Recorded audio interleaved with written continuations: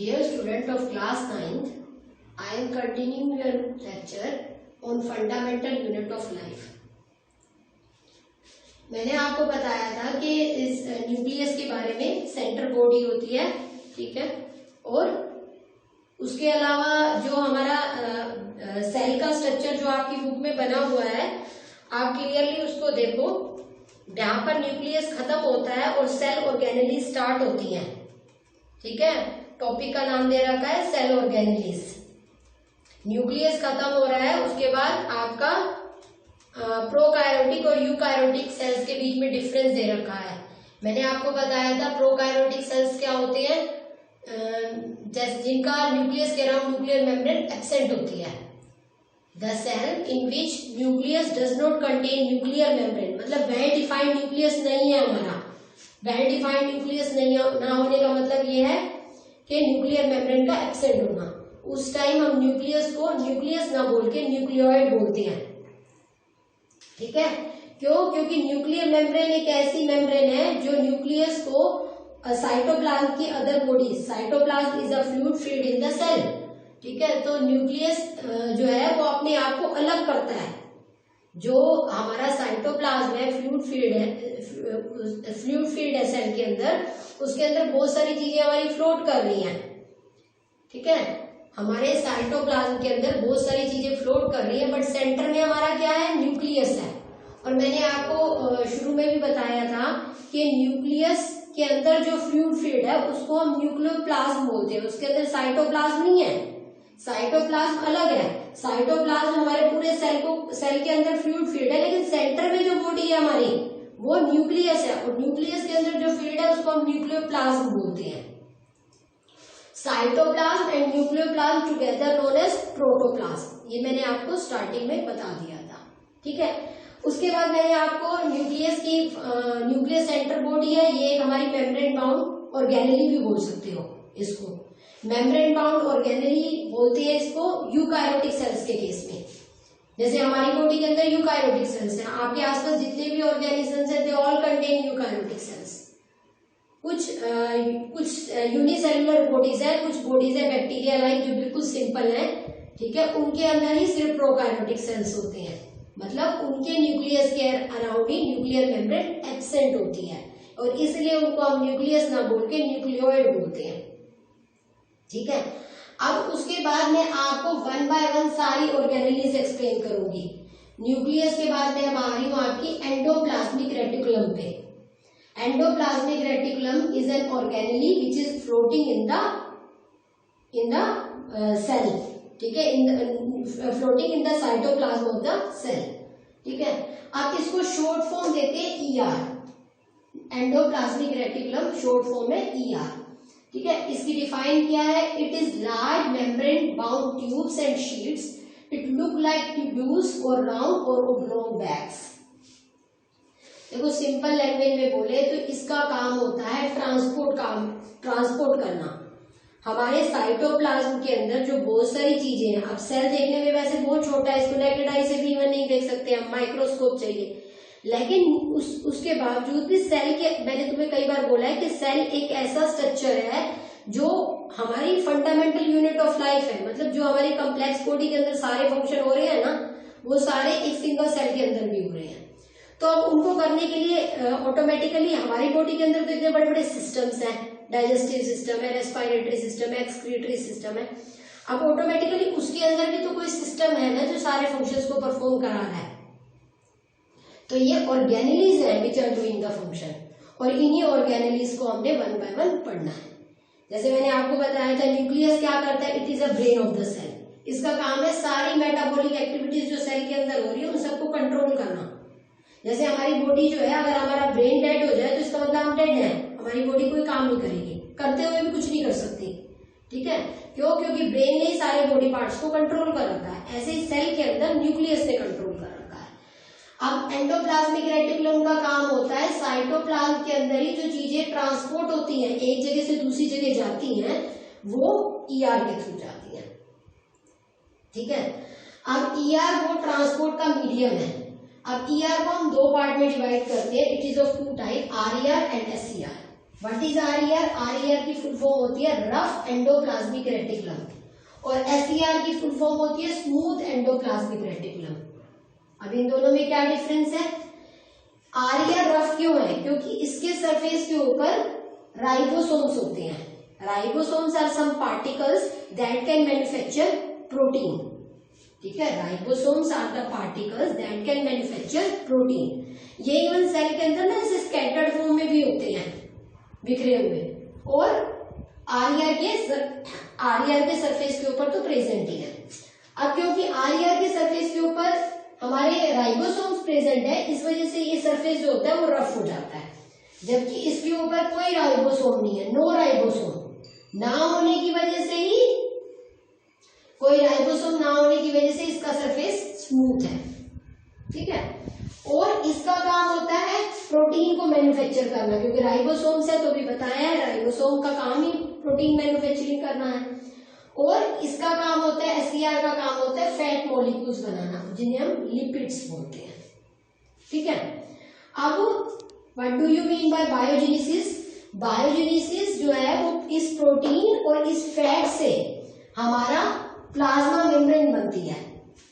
ठीक है, fat molecules and protein together form plasma membrane. Plasma membrane क्या है? सेल के, प्लांट सेल के अराउंड तो दो कवरिंग है, एक तो प्लाज्मा मेम्ब्रेन और एक सेल वॉल, और एनिमल सेल में एक ही कवरिंग है। वो कौन सी कवरिंग है हमारी? प्लाज्मा मेम्ब्रेन बोलो और सेल मेम्ब्रेन बोलो। तो ये जो सेल मेम्ब्रेन और प्लाज्मा मेम्ब्रेन कुछ भी बोल दो, it is made up of protein and fat, and this process is known as biogenesis. अब मैं आपको बता रही हूँ फंक्शंस ऑफ ईआर। ठीक है, functions of ER means endoplasmic reticulum के क्या क्या फंक्शंस होते हैं। इसमें पहला फंक्शन मैंने अभी आपको बताया था, it act like a medium of transport. ठीक है, कोई सी चीज, कौन सी चीज साइटोप्लाज्म में एक जगह से, एक रीजन से दूसरी जगह पे जानी है, एक रीजन से दूसरे रीजन में जानी है, वो किसके थ्रू ट्रांसपोर्ट होता है? ईआर के through. It act like a medium of transport. ठीक है, मैंने अभी बताया था it is a tubule form, tubules की फॉर्म में होती है और चीज को कैरी करते हैं, और साथ में साइटोप्लाज्म से न्यूक्लियस के अंदर क्या जाना है, वो भी हमारा ईआर के थ्रू ही होता है। मतलब साइटोप्लाज्म और न्यूक्लियस के अंदर जो ट्रांसपोर्ट का मीडियम है, इट इज ऑल्सो ईआर। ठीक, अब सेकेंड फंक्शन है, it provide a surface for all the biochemical reaction to take place in the cell. जितनी भी बायोकेमिकल रिएक्शन सेल के अंदर हैपन होती हैं, उसके लिए जो सरफेस है, मतलब जो सरफेस यूज होता है, इट इज ऑफ ईआर। ठीक है, सारी बायोकेमिकल रिएक्शंस यही हैपन होती है। थर्ड, वर्टिब्रेट्स के लीवर सेल में, लीवर एक हमारी बॉडी के अंदर डाइजेस्टिव सिस्टम का पार्ट है। ठीक है, ग्लैंड है एक हमारा, सबसे बड़ा ग्लैंड है बॉडी के अंदर लीवर। तो लीवर सेल जो होते हैं उसके अंदर अगर कोई पॉइजन वगैरह चला जाए, ठीक है, विद एनी फूड लाइक, तो उसको भी डिटॉक्सिफाई करता है। ये डिटॉक्सिफाई मतलब उस पॉइजन को खत्म कर देता है। ठीक, ये करता है एसईआर। इट की जगह एसईआर भी लिख सकते हो आप, नहीं तो ईआर के फंक्शन में इट भी लगा दोगे, क्योंकि SER and RER both are the types of ER. तो आप एसईआर भी लिख दोगे तो भी ठीक है, और इट करके मतलब ईआर करके लिख दोगे तो भी ठीक है। तो SER detoxify the poison in the liver cell in vertebrates. अब शायद आप लोगों को ये नहीं पता होगा कि वर्टिब्रेट्स क्या होते हैं। वर्टिब्रेट्स वो एनिमल्स होते हैं जिनकी बैकबोन होती है, जैसे हम ह्यूमंस हैं, हमारी बैकबोन है। ठीक है, तो we come in the category of vertebrates. तो वर्टिब्रेट्स एनिमल्स के अंदर जितने भी वर्टिब्रेट्स हैं, उनके अंदर एसईआर का काम होता है। लीवर सेल के अंदर अगर कोई भी पॉइजन चला जाता है तो ये एसईआर उसको खत्म कर देता है, डिटॉक्सिफाई कर देता है हमारी बॉडी को। अब ये आपका यहां तक एक अदर ऑर्गेनेली भी खत्म होगी, ईआर को भी एंड अप कर दिया मैंने। उसके बाद है Golgi apparatus. Golgi apparatus is an also an organelle present in the cytoplasm of the cell. तो ये भी फ्लोट करती है साइटोप्लाज्म के अंदर। अब गोल्गी बॉडीज बोलो या गोल्गी एपरेटस बोलो, एक ही बात है। ठीक है, it consist of membrane bound vesicles arrange parallel to each other in stacks called सिस्टर्न्स।